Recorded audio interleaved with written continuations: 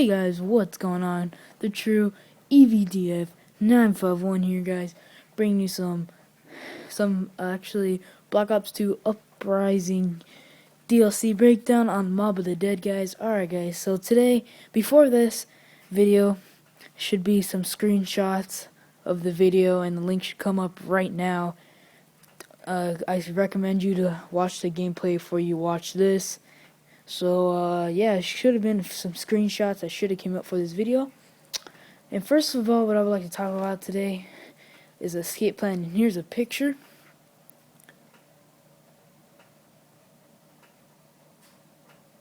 And what I want to talk about really about the escape plan is the new afterlife is actually how you're going to start from the game. I'll talk about that later in the video. You can go through certain portals and things like that to trigger to build the Easter egg. Accomplished, Al and the rest of the groups put together this escape plan, but the point is to get the parts and assemble this plane so they can get off the island. This video. And first of all, what I would like to talk about today is escape plan. And here's a picture.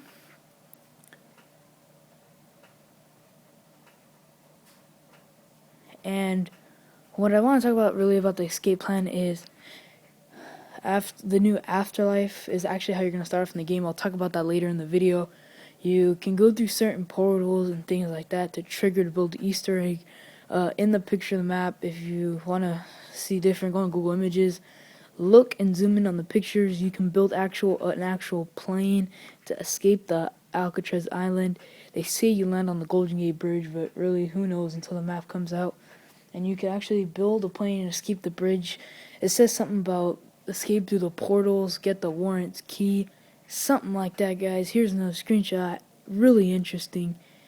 And next we're going to talk about the traps. There's a fan trap Went on here that I need to be in the afterlife. Back east, I whacked a dirty dentist with one of these. Took forever, too. And next we're going to talk about the traps. There's a fan trap that revolves and it just shreds the zombies. Fortunately, I couldn't get you a picture of that, but here's a picture of the acid trap, which should be coming up now. There it is, guys, the acid trap. Basically, it shoots down acid, which is pretty epic. I probably would have most likely 100% guarantee you if you got under the acid, it'd probably rot you away and kill you. I don't know if it would kill you to where, like, as if you fall off the building and die, right, you spectate automatically, or if it just kill you and you have to get revived. I don't know yet. But really cool traps, which is awesome because if you're on a really high round, like I remember in Shino Numa, if you're like on round 30 or 20, those traps really came in handy. And that's pretty much all I have to say. Next is the attack dog, which is really interesting. I mean, it's not like unleashed or running around the map, but it's like mounted on a wall, as if, you know, those hunting pictures and there's like the animal head mounted on the wall. It's more like that. And in the video that I have, the link is in the description, it's eating a zombie, believe it or not. That's pretty epic. So let me go. Epic. Alright, guys, and the screenshot should already come up. Next off in this video, sorry about no video or no gameplay today, but next off is a new afterlife. That's what I was talking about in the escape plan part of this video. It's really cool because it's like you can shoot lightning in the afterlife mode, and that's just going to be, you know, what's going on. You're going to try to solve the mystery from the second you start. Afterlife to me brings a new element, like a new puzzle element. It forces me to think a little bit more, or look for the clues, or kind of think of zombies on a slightly deeper level. You see clues throughout the map that tell you, ooh, perhaps if I'm in the afterlife, I can interact with this object, or there's some puzzle going on here that I need to be in the afterlife. The actual players are like in some kind of sleep mode. And here's a screenshot of it now.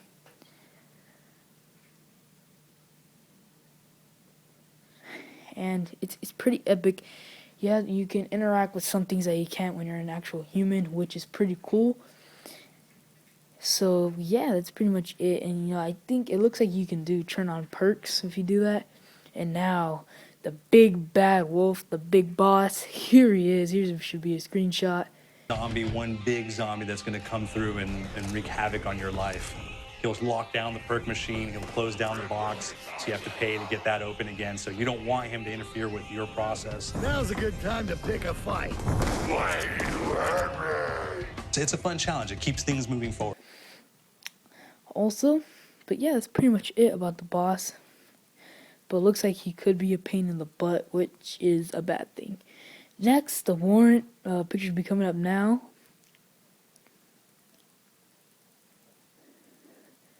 The warrant has red eyes, wears a suit, but he has not one drop of blood on him, has red eyes, wearing a suit. Looks like he's screaming at you. I don't know if he could be like a super zombie, same kind of thing as a zombie, but with just more health. I don't know. We'll have to figure it out. The images don't release too much of it, or the video, but it still looks pretty cool.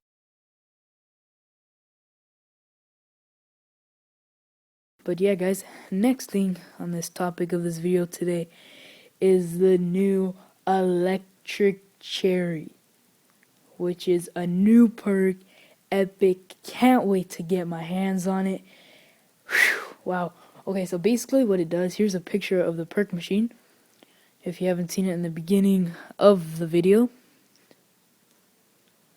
What it basically does is when there's a, well, you just saw a picture of the machine of it, but basically what it does is when you reload, like say you reload your B2 as it does in the video, say you reload, it shoots out a shock of lightning to kill all the zombies while you're reloading. I mean, as a thing of it, it could be really effective, you know, just shoot a bullet, reload, and due to the info released by Treyarch, the higher of a round you get, the more powerful the shock becomes, which is epic. It doesn't stay the same little weak shock it would be at round 6 on round 22, which is awesome. So here's a picture of the effect. In terms of perks, we have a new perk called Electric Cherry. When you reload, it gives a shock around, which scales over time. I was asking for it, ball. There's so much to experience in this. Also, guys, here's a picture of an elevator, which is pretty cool. It reminds me of the Luna lander in Ascension. It could take you across the map, which is pretty epic. And at the top left-hand corner, you can see it looks sort of like a ring. I mean, yeah, it's pretty epic. But yeah, I guess it basically floats you from one side of the map to the other, rides you off. Like I got stuck right through the gates to hell. The next thing we're going to talk about next, and close second to last thing we're going to talk about, is the new Wonder Weapon. Here's a picture of it. Ground before it turned into a penitentiary. And so we had this kind of backstory, the idea that the warden would have collected Civil War weaponry. And one of them is a blundergat. It's a fictional weapon, but the idea of the combination between a blunderbuss and a Gatling gun. And possibly, it might be a way of upgrading it to a more fantastical weapon that the players may find. You all gotta go sometime. You just went now. There's a... I think it's called a glot, or something like, not a Glock, but something like a glot. I don't know the name of it, but something of that starts with a G. I know that it looks like a shotgun, has sort of like a chain reaction as it does with the solidifier in zombies, which is pretty cool. So I guess a chain reaction like the Wonder Waffle. It's pretty cool, you know, like a quad feed kind of effect. And you could also upgrade it, which is epic. Something you couldn't do with the solidifier and Dire-Eyes. Epic. Also, if you watch the video and pay attention closely when they're on the dock, you could see the dolly, which is used in transit to build the zombie shield. So it looks like we're gonna have build-ups. What do you call them? Just to build things. But yeah, it's pretty cool. And also, just a little thing I'd like to release.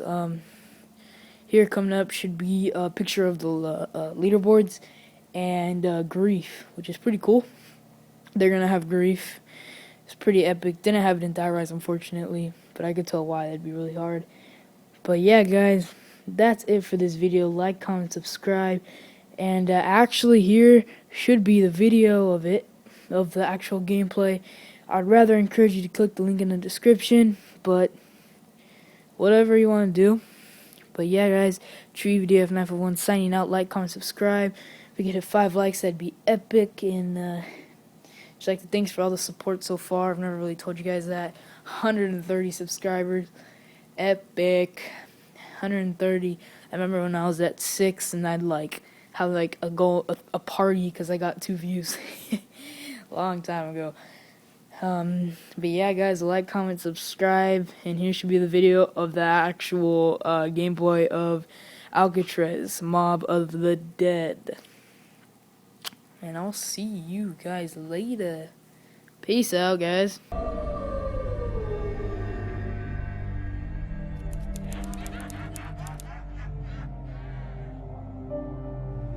Where are we going from here? Where do we go?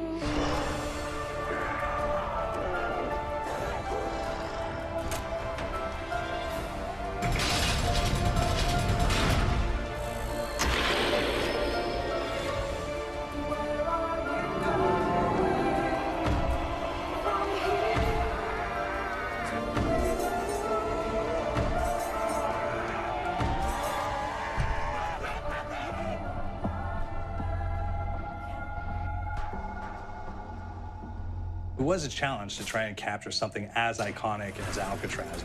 You know about this. This is arguably the most famous prison in the world, and now you're in it. Just the space, you know, the physicality of it, because it's quite claustrophobic. When modern-day prisons are designed, they really consider not intimidating people or making the spaces, you know, as least stressful as possible. Well, Alcatraz didn't suffer from those restrictions.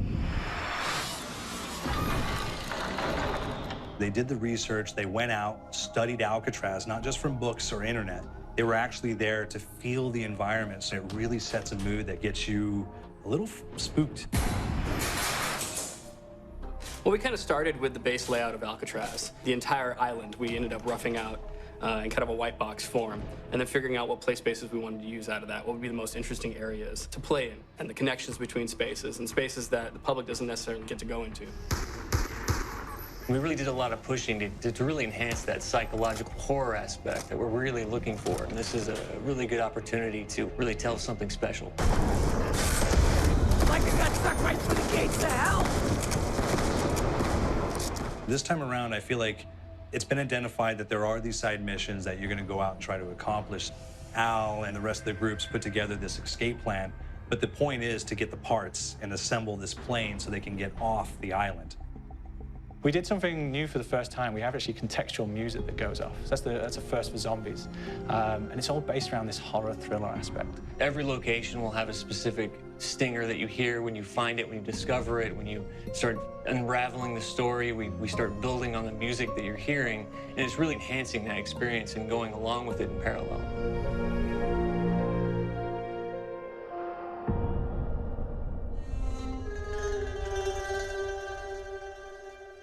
Because we wanted to embrace this kind of horror thriller element, we wanted character actors, guys who could really embody someone and then convey emotion. So that's why we went for guys like Ray Liotta, getting in that kind of guy, you know, we wanted a frantic nature. So he plays a character called Billy Handsome, who's this kind of psychopath who would be employed by the mob to kill people in interesting ways. Chaz Palminteri, he plays a guy called Sal DeLuca, an old mob boss. Michael Madsen playing Finn O'Leary. He's kind of worked himself from the floor, you know, from the streets. He's got his hands dirty in the blood and the guts a couple of times. And then we had Joe Pantoliano, and he plays Arthur Arlington, who's nicknamed the Weasel. Those guys, they bring a quality and a subtlety and timing that you can't really identify or try to recreate. Bring it on, you dirtbags!